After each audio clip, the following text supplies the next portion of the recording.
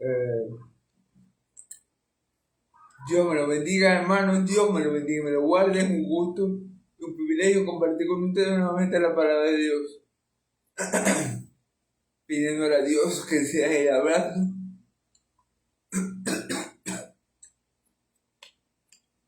que sea el ministrando, que sea el consolando y sobre todo que sea el salvando a través de su palabra, a través de su Santo Espíritu, a través de este siervo y suyo que soy. Se lo pido todo a mi Dios de Israel en el nombre de Jesucristo el justo. Amén, amén.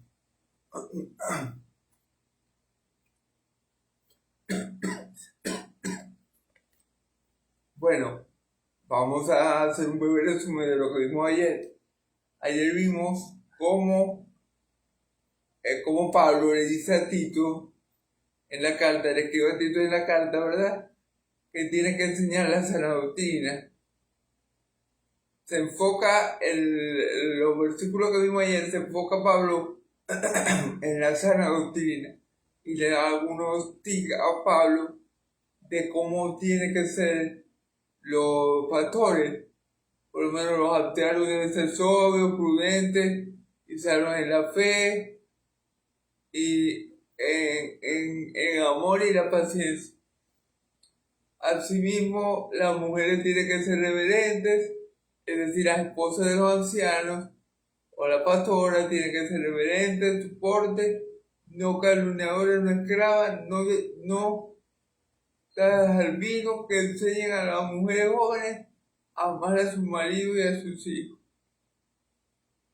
Y da una característica ahí de ella, ser prudente, casa cuidadosa de su casa, sujeta a su marido, para que la palabra no sea blasfemada.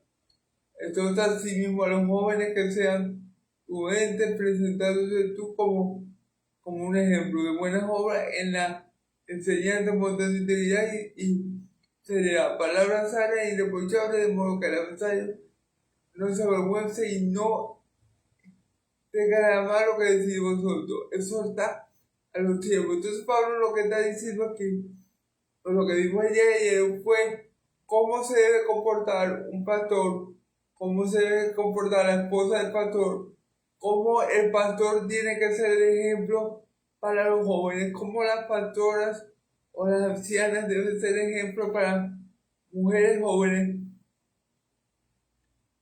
Y Pablo también hace énfasis aquí en la sana doctrina, palabras sanas y irreprochables, de modo que el adversario no se avergüence y no tenga nada malo que hablar de vosotros. Entonces, hablamos de eso ayer, hablamos de la sana doctrina y bueno, de cómo Pablo Pablo le da a Timoteo unos requisitos o una característica de un hombre llamado al pastorado y de cómo debería ser su esposa, la anciana o la pastora, si le quieren decir así, cómo ellos deben ser ejemplos para los jóvenes y para los jóvenes, tanto para los hombres como para las mujeres, y también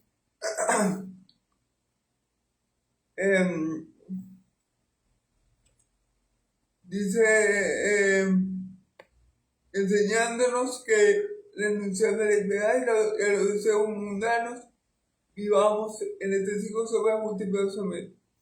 Entonces, la sana doctrina no solamente se predica, sino que se vive. Amén. Ojo, muy importante, la sana doctrina, si ha penetrado en nuestro corazón, si ha penetrado en nuestro ser, si nos ha transformado por el poder del Espíritu Santo, no solamente la vamos a predicar, sino a vivir. Gloria a Dios, amén. Esto es como un breve resumen de lo que se dijo ayer. Si quieren ver el video completo, por aquí por mi perfil de Facebook o por mi canal de YouTube lo pueden encontrar, amén. Vamos ahora al último capítulo de la carta a Tito, de esta bellísima carta. Vamos a estar, voy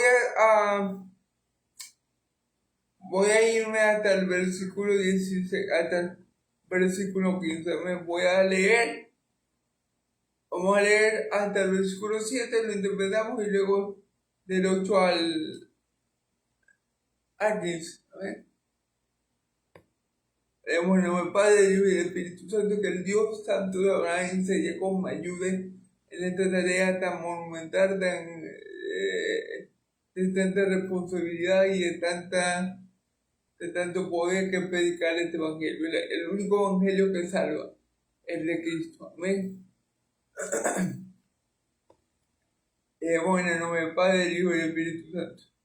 Recuérdate que se sujete a los gobernantes y autoridades, que obedezcan, que estén dispuestos a toda buena obra, que nadie difame, que no sean pendencieros, sino mostrando toda mansedumbre para todos los hombres, porque nosotros también éramos en otro tiempo insensatos, rebeldes, sabios, esclavos, concupiscencia y deleites diversos, viviendo en la malicia y envidia, aborrecidos y aborreciéndonos unos a otros. Pero cuando se manifestó la bondad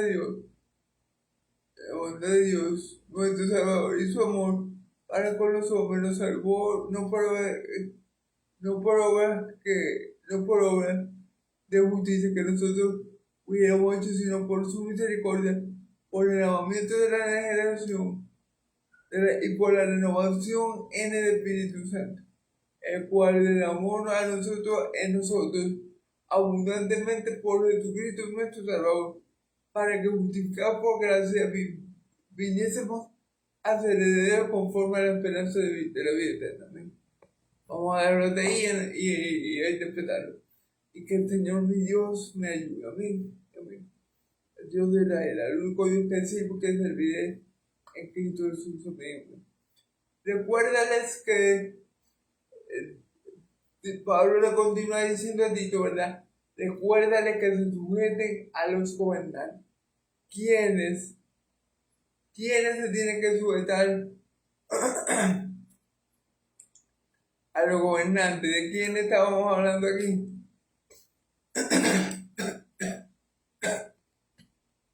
De los pastores.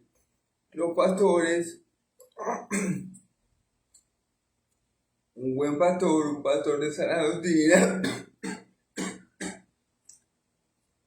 o cualquier hermano en Cristo, o cualquier verdadero cristiano, sabe que Dios quiere que nos sujetemos a los gobernantes y autoridades que obedezcan. ¿Por qué tenemos que sujetarnos a los gobernantes, aun si los gobernantes son impíos?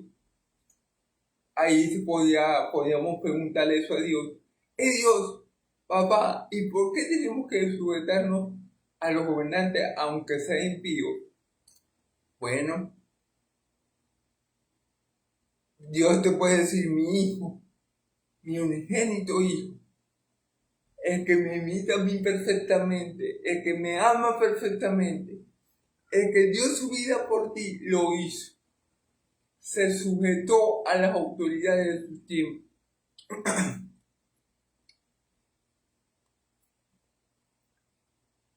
Pagó los impuestos al César. Amén. Y se sujetó a las autoridades, porque al fin y al cabo mi Señor Jesús se dejó crucificar. Como él mismo lo dice: nadie me quita la vida, yo la pongo y la vuelvo a tomar, porque este mandamiento lo recibí del Padre. Fácil hubiera sido para Jesús decir: no, yo no me voy a dejar. Yo no me voy a dejar justificar por estos impíos hijos del diablo. Con una sola palabra, Cristo se hubiera salvado a sí mismo. Pero como está escrito, como el mismo Dios, si un grano de trigo cae y no muere, permanece solo. Pero cuando el grano de trigo cae y muere, da fruto en abundancia. Tenía que morir para dar mucho fruto mi Señor Jesucristo. y vaya que dio fruto. Yo soy fruto de Cristo, tú eres fruto de Cristo. Todos los cristianos en el mundo mundial son fruto de Cristo, los verdaderos. Amén. Entonces, bueno, nuestro Dios no podía responder, ajá, pero si mi hijo se sometió a las autoridades humanas sin chistar, y él era mi hijo, el unigénito de la creación, el más importante de todos, el que tiene la misma vida que yo y porta la misma gloria que yo, si él se sometió, ¿por qué tú no? Entonces Pablo le dice a Timoteo, recuérdale a los pastores, a los que quieren presidir, a los que enseñan la sana doctrina, que la vivan, que vivan la sana doctrina. Y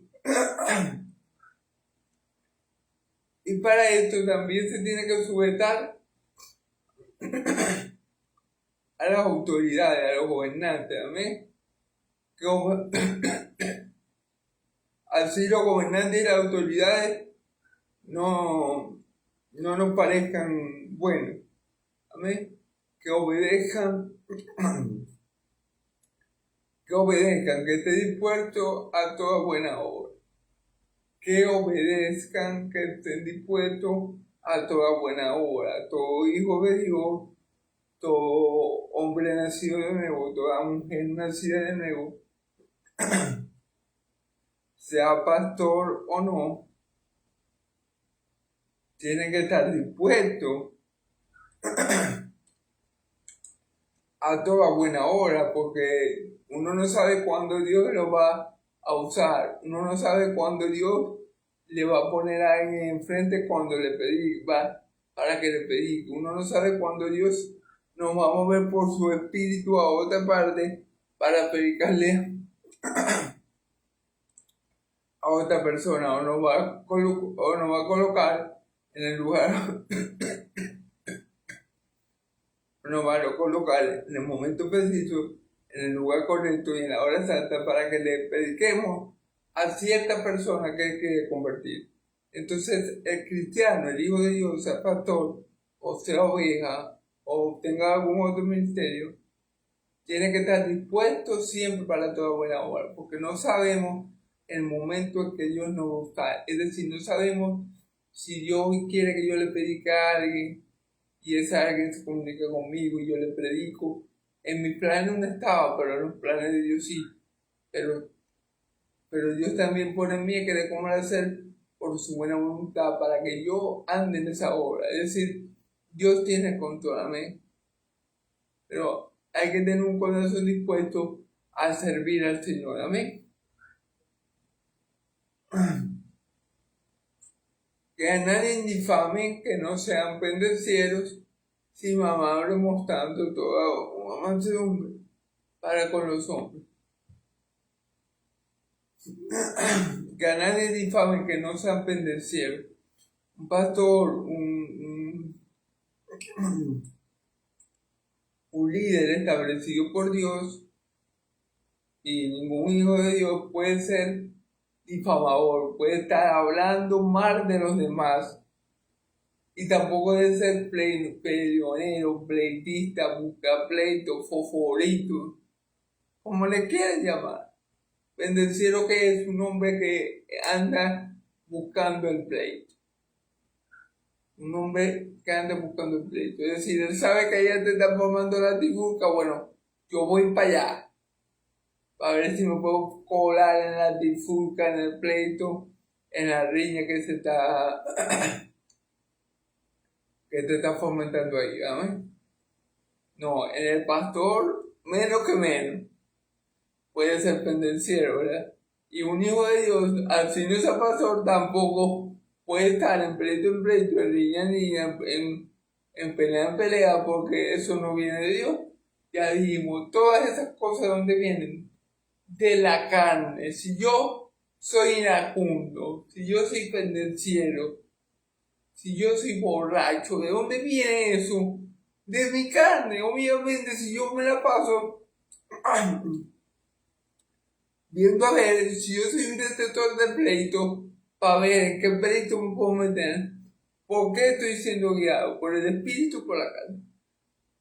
Por la carne, obviamente. Si yo lo que ando botando de mi boca es sapo y culebra contra los demás, que a lo mejor que ni siquiera conozco a las personas, pero yo ando botando sapo y culebra, ¿qué estoy diciendo yo? ¿Carnal o espiritual? Carnal. Dice la escritura que no se halle palabra corrompida en nuestra boca, sino la necesaria para la correcta edificación. Amén. Si vamos a hablar, que sea para edificar. Si vamos a hablar, que sea para consolar. Si vamos a hablar, que sea para enseñar y exhortar y reprender con toda doctrina. Amén. Un pastor, por supuesto, tiene que ser así, pero también eso compete a todo el cuerpo de Cristo. Amén.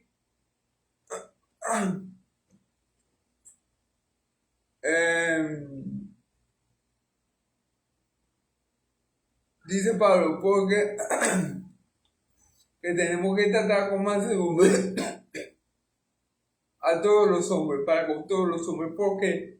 Porque todos también éramos en otro tiempo insensatos, rebeldes y extraviados, esclavos de la concupiscencia y de diversos. Perdón. Porque nosotros también éramos en otro tiempo insensatos. Dice Pablo, nosotros no podemos, hermano, tratar mal y como escoria, como basura a la gente insensata, porque nosotros éramos así. Tenemos que tener misericordia, tenemos que tener compasión, sabiendo y recordando del hueco donde Dios nos sacó, del pozo de la desesperación donde Dios nos sacó, porque nosotros no éramos diferentes a los que estábamos sin Cristo. No, éramos igual y si no peor. Y tenemos que recordar eso. O sea, un insensato, yo llamaría un insensato un ateo. Pero como eres ateo, yo no puedo llegar a él y decir, no, vos soy un hijo del diablo y vos te vas a perder. Y toda tu familia se va a perder. Y la descendencia después de tu familia te va a perder. No, ese no es el espíritu. Como dice mi Señor Jesús, no sabéis qué espíritu mora en vosotros.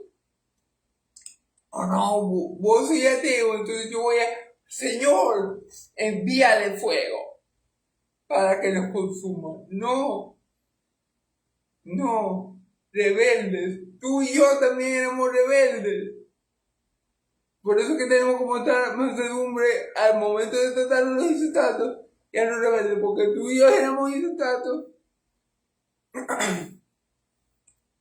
y éramos rebeldes, estábamos en rebeldía contra Dios, estábamos en guerra contra Dios, teníamos así el puño levantado contra Dios, el puño así, Dios, yo no te quiero, yo voy a hacer mi voluntad, yo me mando solo, Dios, yo no te voy a escuchar, Dios, yo te quiero pero de lejito, vos allá en tu trono y yo aquí en mi casa.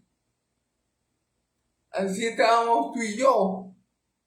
Entonces tenemos que recordar eso para que no se nos suba los humos a la cabeza y empecemos a tratar a la gente, a los incrédulos, a los judíos, a los incrédulos, a los ateos, a los agnósticos, como si nosotros fuéramos Superman, como si nosotros fuéramos la octava maravilla del mundo. Tenemos que tratarlo con misericordia, como se nos trató a nosotros, como nos trató a nosotros Dios, como nosotros a nosotros el Padre en Cristo, así tenemos que tratar a los demás. Amén. No tenemos que dejar, no podemos permitir, hermanos, o no podemos que nosotros somos cristianos porque somos la crema innata de la sociedad o de la humanidad, mejor dicho. No. Nosotros somos cristianos y estamos hoy en Cristo, porque Dios nos amó con un amor tan grande que a pesar de lo que éramos, envió a su unigénito Hijo a morir por nosotros. Por eso que nosotros hoy estamos en Cristo y somos salvos. Amén. Entonces tenemos que demostrar la misma misericordia para los que están en la posición que nosotros estábamos y no que no se nos suban los humos a la cabeza y de pensar que somos gente única, inigualable, extraordinaria y por eso Dios ha decidido salvar. No, eso no es el espíritu de un verdadero cristiano. ¿Ven?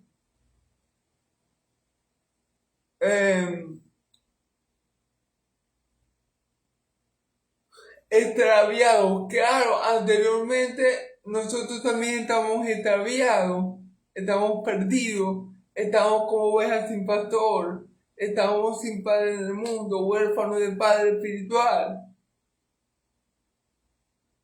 Entonces tenemos que ser misericordiosos con aquellas personas que están sin Dios en el mundo, que están descarriadas como ovejas sin pastor. Tenemos que ser misericordiosos. Éramos esclavos de concupiscencia y de diverso también. Éramos esclavos de nuestra pasión y deseo. Pero como el Hijo nos libertó, ahora somos verdaderamente libres. Pero que tenemos que tener misericordia de los que están esclavizados en algún tipo de pecado, sea sexual, sea la borrachera, sea el robar, no sé. Que tenemos que tener misericordia, recordar de dónde Dios nos sacó y consolar, reprender, exhortar con palabras y con doctrina a esa persona que está haciendo eso, pero no con soberbia, ni con orgullo, ni con altivez, sino con mansedumbre como corresponde en el Señor. Amén. Y la persona va a notar eso, va a notar nuestro amor en las palabras que le decimos. Y no va a notar porque, claro, si llega una persona, por ejemplo, algunos pastores, no, que si usan pantalón son del demonio, y si usan faldas son del demonio, y se le va a llevar el diablo, y hermano, ahí no hay amor, ahí no hay mansedumbre, ahí no hay ese amor que nos lleva a obrar y hacer con el otro como Dios lo hizo con nosotros. Ahí no hay. Tenemos que tratarlos a ellos como Dios nos trató a nosotros en Cristo Jesús. Y Dios quiere que lo tratemos así. No con prepotencia, no con orgullo, no con altivez, no con... No, salí de aquí, hijo, soy tremendo hijo del diablo, estoy perdido. Así no. No, soy tremendo hijo del diablo, porque soy un drogadicto y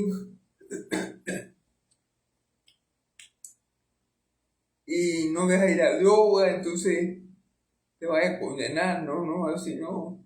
Hermano, la palabra dice que el que el Hijo libertad será verdaderamente libre. Varón, si tú crees en Cristo, Cristo te puede dar la verdadera libertad de ese pecado.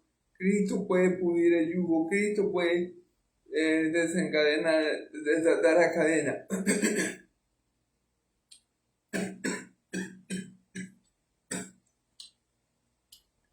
Cristo puede hacer una obra poderosa en ti con su fuerza y con su poder para que tú venzas ese pecado. Cristo te puede dar una nueva vida porque Cristo es el Todopoderoso, Él tiene poder para hacerlo. Confía en Cristo, no desmayes, no seas al pecado, sigue orando, sigue creyendo, sigue orando, que Dios te va a dar la victoria en Cristo.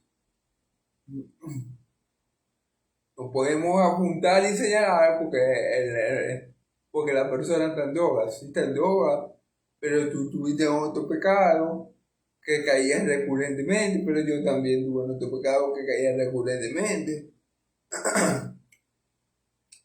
Entonces, ¿qué tenemos que hacer nosotros? Espirituales y corregir aquello con mansedumbre, no haciendo, no haciendo leña del árbol caído, ¿verdad? Amén. Viviendo en la malicia y envidia, en malicia y envidia, rebeldes, y aborreciéndonos unos a los otros,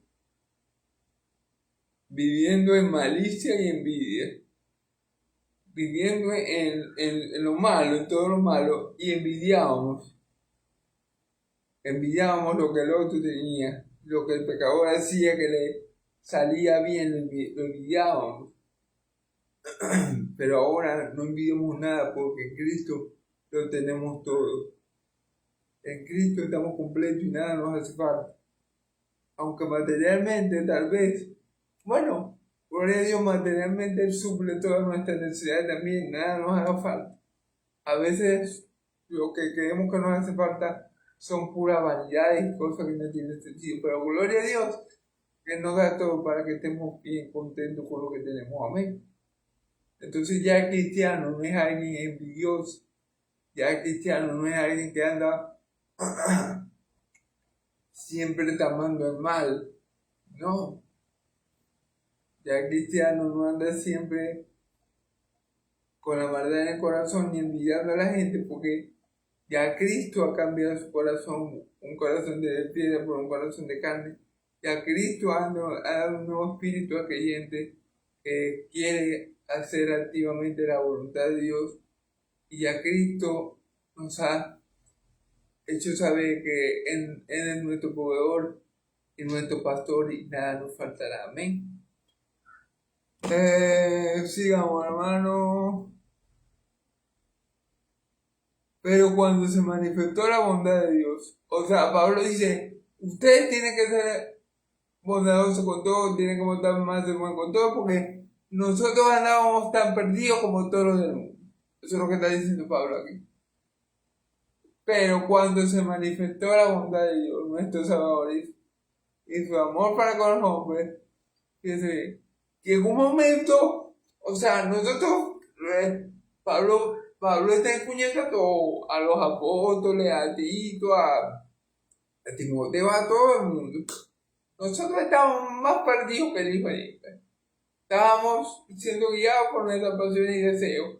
Éramos rebeldes, éramos ataviados, éramos esto, éramos aquel, todo lo que hay. Nos aborrecíamos los unos a los otros. Pero aquí en el versículo 4 viene lo bueno. Pero cuando se manifestó la bondad de Dios, nuestro Salvador, amén. Pero cuando se manifestó la bondad de Dios, nuestro Salvador, cuando se manifestó la bondad de Dios, cuando Cristo se hizo carne, cuando ese verbo que estaba con Dios, que era Dios, se humanizó, tomó forma humana. Allí se mostró el amor de Dios y la bondad de Dios para con los hombres. Amén. En ese momento. Dice aquí, nos salvó no por obra de justicia que nosotros hubiéramos hecho. ¡Wow! Aquí nos salvó por obra de justicia. Es muy importante porque nos salvó por obra de justicia que nosotros, no por obra de justicia que nosotros hubiéramos hecho. Aquí nuevamente está claro que la salvación, la justificación, la salvación es por gracia, no por obra de justicia que nosotros hubiéramos hecho. Dios no me salvó a mí porque yo vine, por ejemplo, y di $5 millones al niño con cáncer. Un ejemplo que te pone. Dios no me salvó a mí porque yo, le di de comer a los damnificados de Vargas, un ejemplo. En mi país hay un estado llamado Vargas que hace tiempo sufrió una gran catástrofe, creo que fue por lluvia, ¿verdad? Y bueno, pero Dios no me salvó a mí por eso, ni por donar $1.000.000 a niños con cáncer, ni por ser buen hijo, ni por ser buen hermano, ni por ser buen amigo. No es algo que yo haya hecho lo que llevó a Dios a salvarme. No es algo en lo que yo me haya esforzado. No es algo ni siquiera que yo te digo algo. No es algo ni siquiera que tú querías ni que yo quería. No es algo así. Vamos a ver el ejemplo de Pablo mismo. Pablo que hacía matar cristianos. Pablo quería que Cristo lo salvara. No, Pablo quería matar a Cristo. Y como ya Cristo no estaba, porque ya se había ido al Padre, ¿verdad? Estaba matando a los seguidores de Cristo. Pero Pablo no estaba buscando que Cristo lo salvara. Tú y yo tampoco. Pablo no estaba haciendo nada bueno para que Cristo lo salvara. Estaba matando cristianos, asolando la iglesia. Tú y yo tampoco. Estábamos extraviados, rebeldes, como acabamos de ver. Entonces no estábamos haciendo nada bueno, ni estábamos buscando hacer algo bueno, ni estábamos arrepintiéndonos, ni nada por el estilo. No hay obra en nosotros para acercarnos a Dios, no lo hay. Y aunque nos propusiéramos, verdad, yo voy a hacer esto antes de tener a Cristo, pues verdad, yo voy a hacer esto para que Dios me perdone mis pecados. Tu obra buena no invalida tus obras malas. Ni un poco de obras buenas que tú tengas invalidan el poco de obras malas que tú tengas. No es así como funciona la cosa.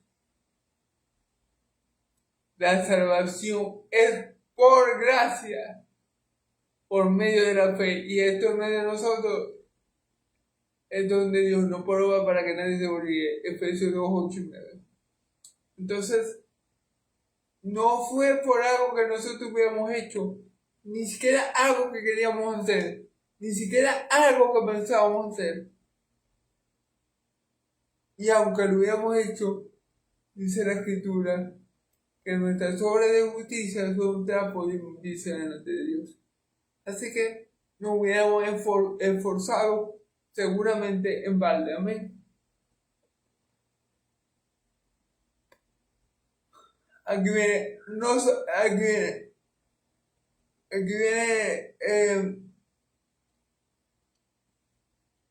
sino por su misericordia, sino por su misericordia, por el lavamiento de la regeneración. Fíjense, sino por su misericordia, por la misericordia de Dios. Ahora, una pregunta. ¿Tú mereces la misericordia de Dios para que yo sea salvado? Si me pongo a ver cómo Pablo describe que nosotros andábamos, cómo Pablo describe a Tito que nosotros andábamos, extraviados, rebeldes, llevados por nuestro deseo pecaminoso, éramos envidiosos.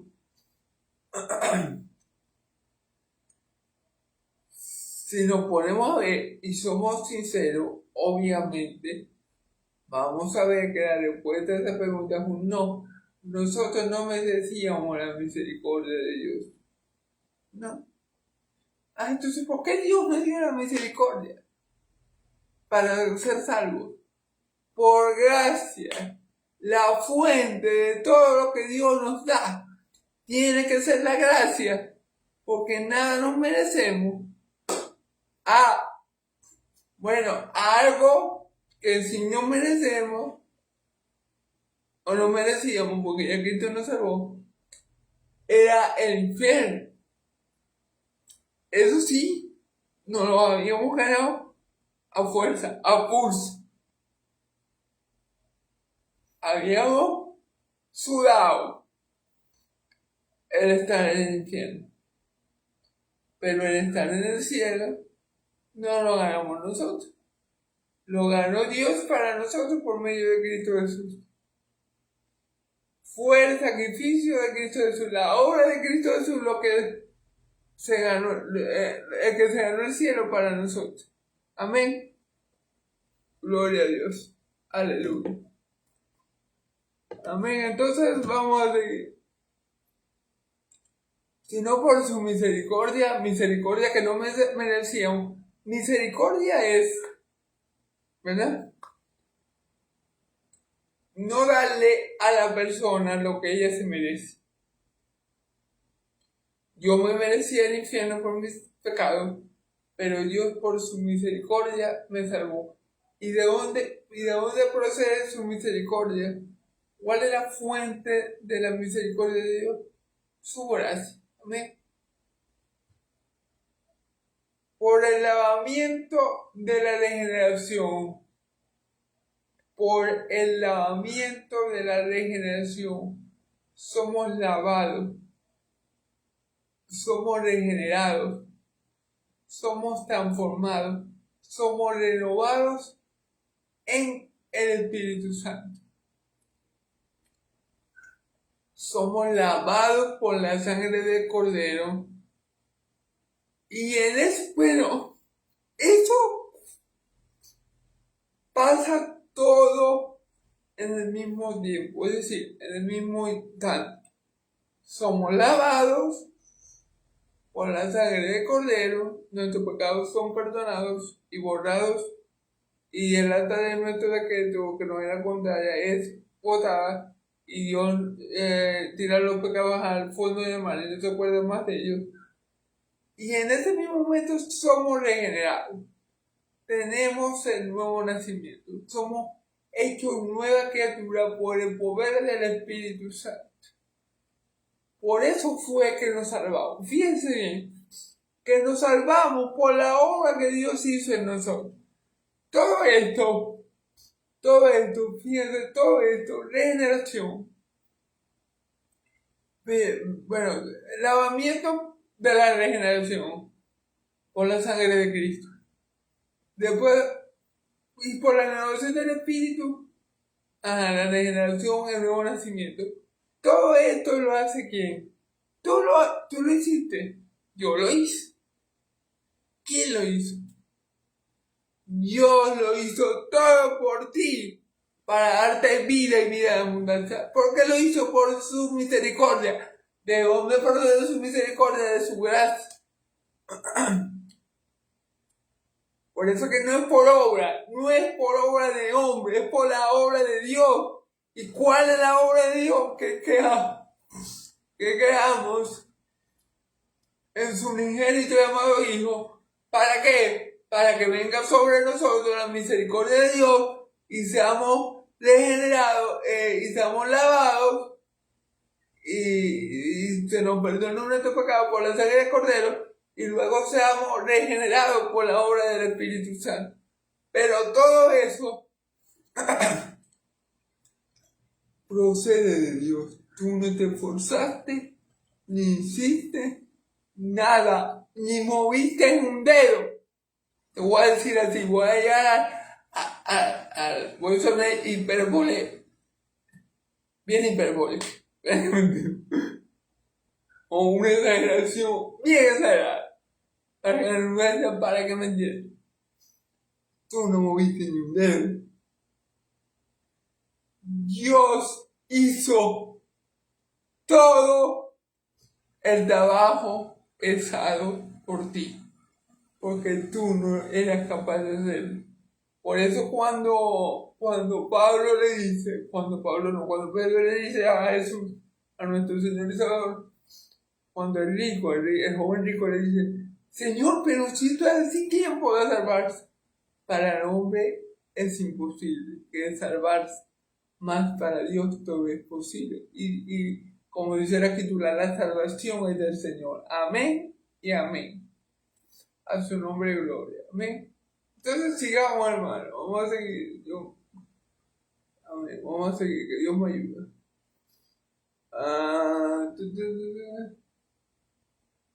El cual derramó en nosotros abundantemente por Jesucristo nuestro Salvador. Fíjense bien, el Espíritu Santo fue derramado abundantemente sobre nosotros por Jesucristo nuestro Salvador. O sea, no fue, los apóstoles no leyeron, Señor, yo quiero el Espíritu Santo. No, ¿qué le dijo Cristo? Quédense en Jerusalén. No se pueden de ahí hasta que venga sobre ustedes el Espíritu Santo. Hasta que el Padre cumpla la promesa en ustedes. Pero no fue que Pedro se esforzó, que Pedro luchó, que Pedro querió para tener al Espíritu Santo. Mentira. Muchos dicen, sí, Pedro obedeció y se quedó en Jerusalén. Pero obviamente Pedro era una oveja del Señor. El Señor le dice, Pedro. Y a los otros ojos de Pedro. Bueno, sí, a los otros porque uno ya no estaba. Pedro, quédate en Jerusalén. Y obviamente ellos eran ovejas del Señor. Pero no fue que el Espíritu Santo vino sobre ellos porque ellos obedecieron. No. El Espíritu Santo vino sobre ellos porque Cristo le había dicho que iba a venir sobre ellos. Porque Cristo subió al Padre y le dijo, hey Padre. Bueno, esto no sale en la Biblia, pero yo voy a decir, hey Padre, envía a mis siervos, a mis apóstoles, el Espíritu Santo que tú habías prometido, envíalo en mi nombre, Padre, para que ellos hagan mi obra en la tierra. El Padre, amén. Fue voluntad del Hijo enviar al Espíritu Santo, hermano. No fue solamente voluntad del Hijo, fue voluntad del Padre y voluntad del Hijo. Enviar al Espíritu Santo no fue por la obediencia de ellos de quedarse allí. No, obviamente fue porque verdaderamente ellos habían creído en Jesús como el Hijo de Dios, como el Cristo. Y a todos los que creemos en Jesús así, en todos es derramado el Espíritu Santo. Amén. Porque yo he escuchado muchos que dicen que no, porque ellos se quedaron, ellos fueron obedientes. Pero que eso iba a pasar, porque ellos eran ovejas. O sea, ellos eran ovejas. Cristo les dijo, quedamos en Jerusalén. Entonces, ellos no podían dudar del Maestro, de nuestro Señor y Salvador. Entonces, lo que le quiero decir, la obra de derramar el Espíritu Santo abundantemente en nosotros tampoco es de nosotros. Eso es lo que yo quiero que ustedes entiendan. Tampoco la obra de que Dios derrame de su Espíritu en nosotros, tampoco es de nosotros. Es de darle el Espíritu a todo aquel que cree en el Hijo para que tenga vida eterna. Amén. Para que justificados por su gracia viniéramos a ser herederos conforme a la esperanza de vida eterna. ¿Para qué? Para que justificados por su gracia. Para que justificados por su gracia.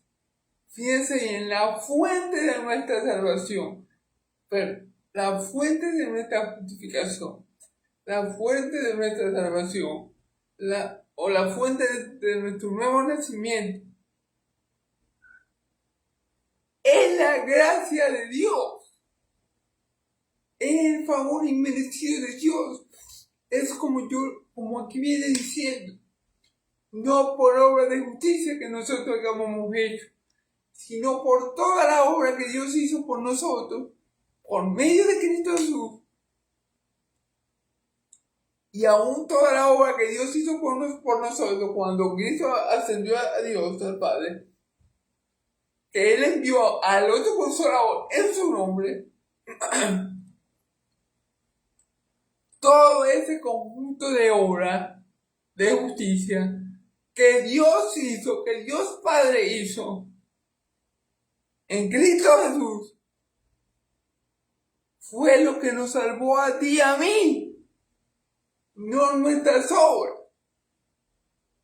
No nuestras obras de justicia. La obra que Cristo hizo en la cruz de justicia fue lo que nos salvó. Toda la obra que el Padre, el Hijo y el Espíritu Santo hicieron y siguen haciendo es lo que te salva a ti y a mí.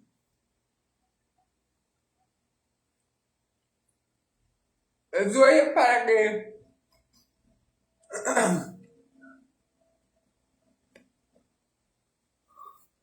por su gracia viniéramos a ser herederos conforme a la esperanza de la vida eterna. Somos herederos conforme a la esperanza de la vida eterna, porque por gracia también. Nosotros no buscamos ser nunca coherederos de Dios y herederos de Dios y coherederos juntamente con Cristo. Nunca lo buscamos, nunca lo quisimos, nunca nos esforzamos para ello. Pero fue por gracia que Dios nos hizo herederos. Que Dios no solamente nos perdonó, sino que por su gracia nos envió el Espíritu de adopción y nos hizo herederos de Él y coherederos juntamente con su unigénito Hijo, nuestro Señor Jesucristo. Más nada, pues casi nada. O sea que a nosotros nos pertenece el mundo y su plenitud.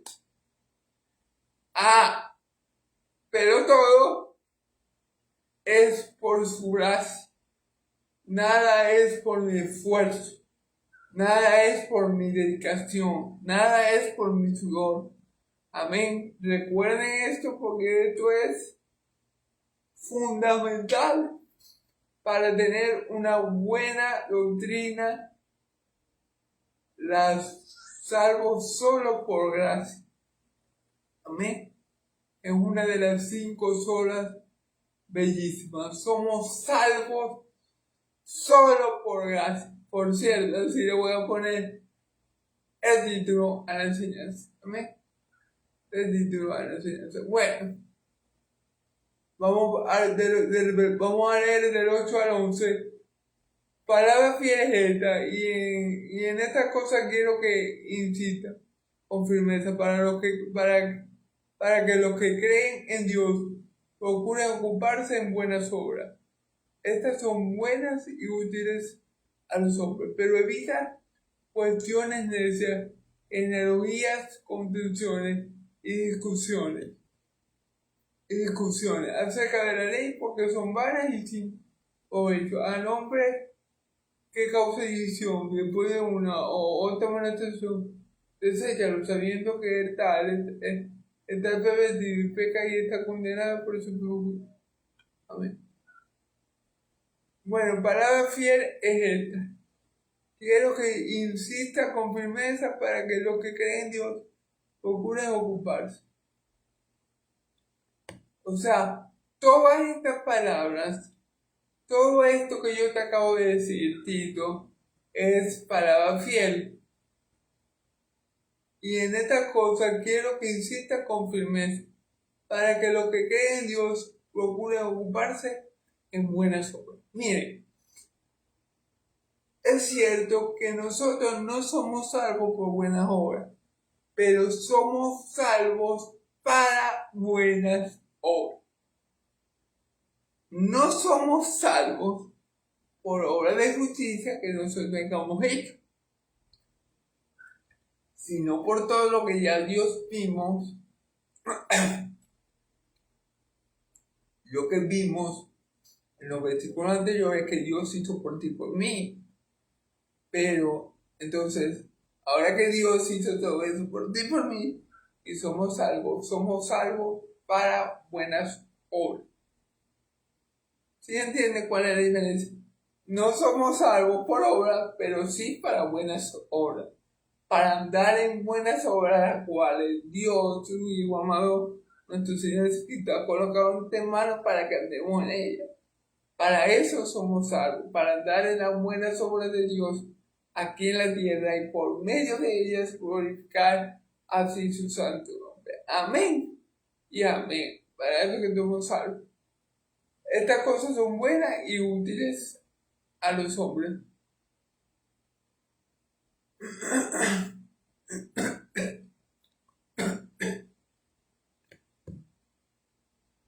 Por supuesto, las buenas obras, las que Dios quiere, en las que Dios quiere que nosotros andemos, son buenas y útiles para los hombres. Es decir, todo lo que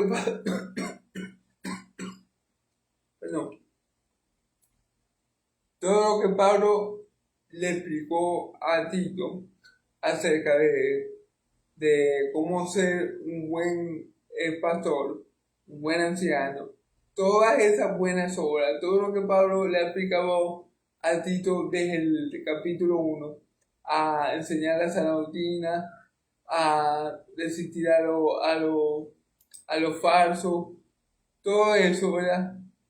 Y a enseñar la sana doctrina y los requisitos para ser obispo, todo eso son buenas obras que nosotros como hijos de Dios tenemos que andar. Amén. Porque no somos salvos por buenas obras, pero sí para buenas obras, para andar en las obras que Dios coloca de antemano para que andemos en ellas. Sí, así como Cristo no vino a hacer su obra, sino la obra que el Padre le había dado a hacer. Asimismo, nosotros que somos de Cristo, no vivimos la vida eterna para hacer nuestra voluntad ni nuestras obras, sino la obra que Cristo quiere que hagamos. Y esas son las buenas obras. Amén. ¿Qué hacemos? ¿Por qué? Porque ya somos salvos por la obra de Cristo. Amén. Pero evita las cuestiones de esa genealogía y contenciones y discusiones acerca de la ley, porque son vanas y sin provecho. Pero evita las contiendas sobre genealogía, esas necesidades y discusiones acerca de la ley, porque son vanas y no tienen provecho. Claro, son vanas y no tienen provecho porque no viene de Dios. Todo lo que viene de Dios, las buenas obras, son de provecho para el hombre, para el nombre de Dios. Son de provecho. Dar en estas obras, en las obras que Dios colocó, es de provecho para el hombre. ¿Para qué tipo? Para el hombre de Dios. Es provechoso. Pero hay algo que el hombre de Dios tiene que evitar, que el siervo, que el pastor tiene que evitar. Evitar cuestiones necias sobre genealogía, sobre discusiones acerca de la ley, porque son vanas y no tienen ningún provecho. Eso no tiene ningún provecho. Porque, díganme ustedes, cuando, por ejemplo, entramos en una discusión,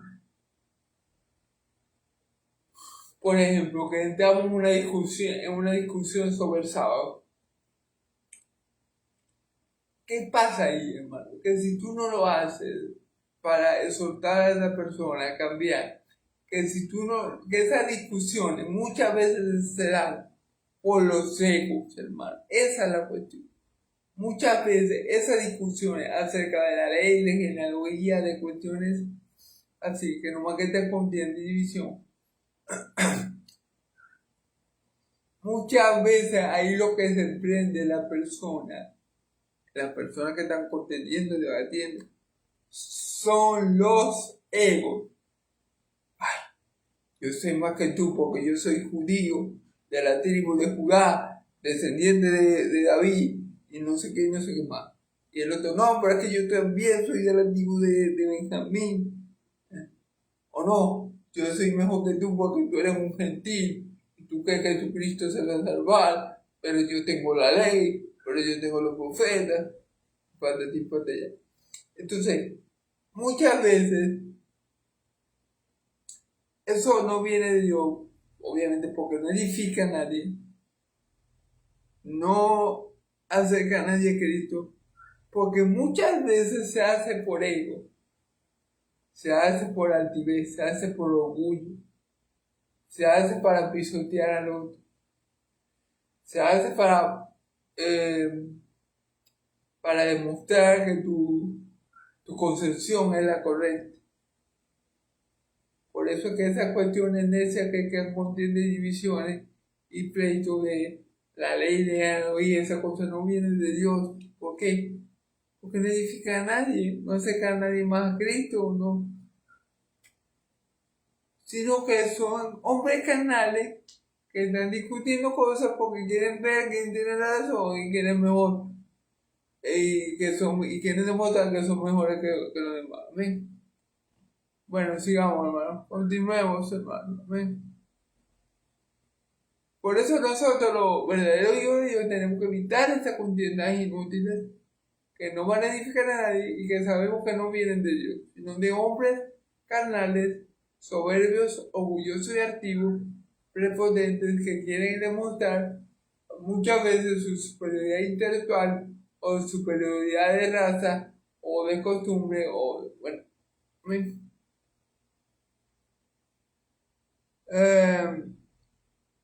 al hombre que causa divisiones después de una y otra monetización, deséchalo, sabiendo que tal se ha pervertido y pecar, y está condenado por su propio gusto.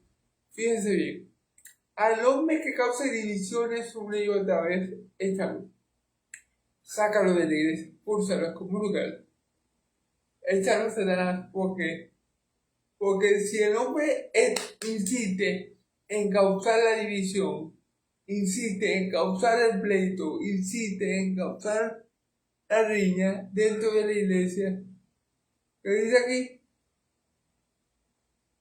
Está pervertido y peca y está condenado por su propio juicio.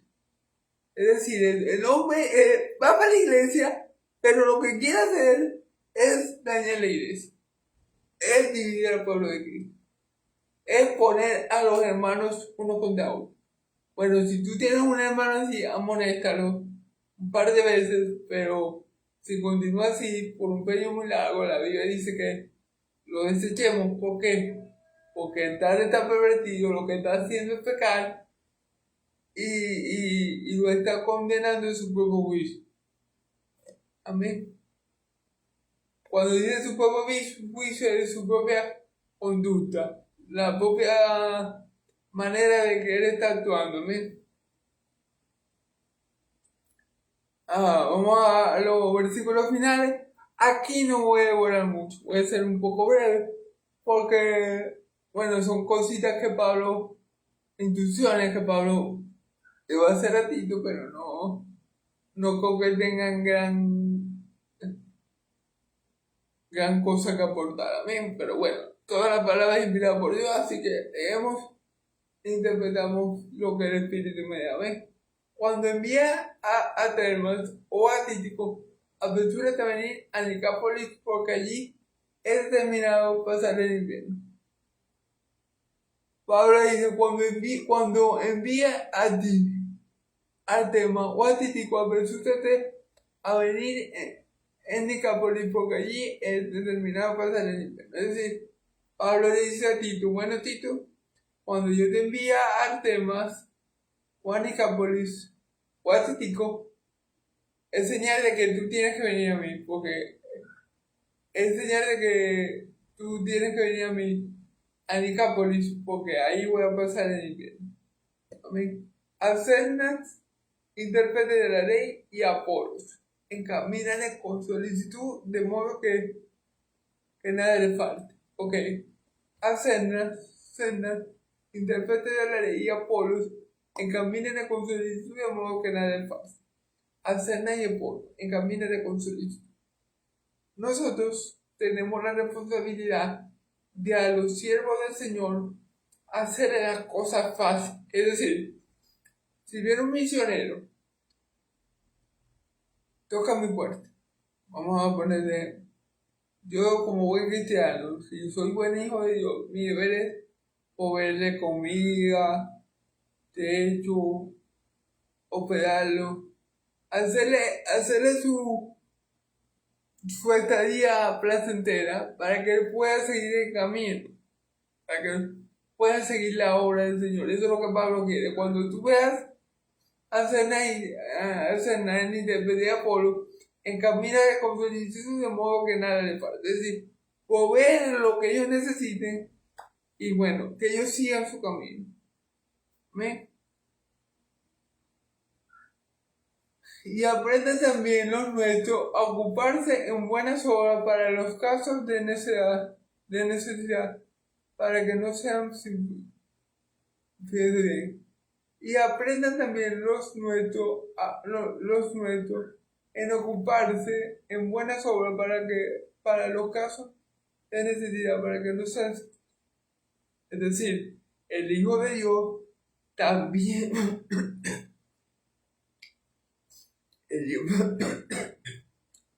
perdón, el Hijo de Dios tiene que ser caritativo y dadivoso. ¿Cuál es la religión santa y sin mácula? Ayudar a la viuda y a los pobres en sus necesidades. Y mantener sin mancha apartado del mundo. Amén. Bueno, esa es la religión verdadera. Lo que yo dije no es que no obremos, no. Yo dije que no somos salvos por obra, sino para obra. Como yo soy salvo, yo voy a obrar fruto de la salvación que ya poseo. Y si yo puedo echarle una mano a un hermano misionero que trabaja para el Señor y proveerle lo que necesita para que continúe haciéndolo, lo hago. Si yo puedo echarle la mano al pobre de mi barrio, al más necesitado, al más menesteroso, lo hago. No porque yo quiera salvarme o porque yo esté ganándome mi salvación con el sudor de mi frente, sino porque yo obedezco la palabra y en amor ayudo al prójimo, y mucho más si el prójimo resulta ser mi hermano en Cristo. Amén. Hacerle bien a todos en cuanto pueda y mayormente a la familia de la fe. Amén. Fíjense la diferencia. Yo no obro o hago obras de caridad, es decir, el cristiano no obra o hace obras de caridad para ganarse su salvación. No, el cristiano obra o hace obras de caridad porque ya es salvo. Y en amor y la fe obra en el amor y da como fruto la obra de caridad. ¿Sí me entienden? No somos salvos por obra, pero somos salvos para hacer buenas obras. Somos salvos para que podamos andar en buenas obras, las cuales Dios ha colocado en antemano, Cristo ha colocado en antemano, para que andemos en ella. Amén. Y así, movidos por el Espíritu Santo, movidos por el amor de Dios, movidos por lo que Dios ha hecho por nosotros, por la salvación que tenemos, vamos a hacer buenas obras a nuestros hermanos y al prójimo más necesitado. Y no vamos a estar ociosos y sin frutos, sino dando frutos, y nuestro fruto va a permanecer, porque para eso fuimos llamados. Amén. Bueno, saludaciones finales. Dice: todos los que están conmigo te saluda a los que nos aman. La fe, la gracia sea. Vuelvo otra vez. Todos los que están conmigo te saluda a los que nos aman en la fe. La gracia sea con todos vosotros. Amén. Hablo de y digo: bueno, todos los que están aquí conmigo te saludan, Tito. Los que nos aman en la fe. La gracia sea con todos vosotros. Amén. La gracia de Dios sea con todos nosotros, hermanos. Amén. Bueno, este ha sido el final de la carta a Tito. Dios lo bendiga mucho. Mañana, si Dios quiere, me lo permite, vamos a comenzar la carta a Filemón, una carta muy breve, muy corta, pero muy bella, al igual que la carta de Tito, y al igual que todas las cartas que hemos leído, que han sido sumamente edificantes y sumamente, bueno, de bendición. Bueno, hermanos, como siempre les digo, Yahvé de los ejércitos los bendiga y los guarde. Yahvé de los ejércitos hagan resplandecer su rostro de ustedes. Yahvé alce su rostro de ustedes y pongan ustedes paz. Que la paz del Dios de Israel y la gracia de mi Señor Jesucristo sea sobre todo el pueblo santo y el pueblo de Dios. Dice amén y amén. Dios me lo bendiga y me lo guarde. En el nombre de Jesús. Amén y amén.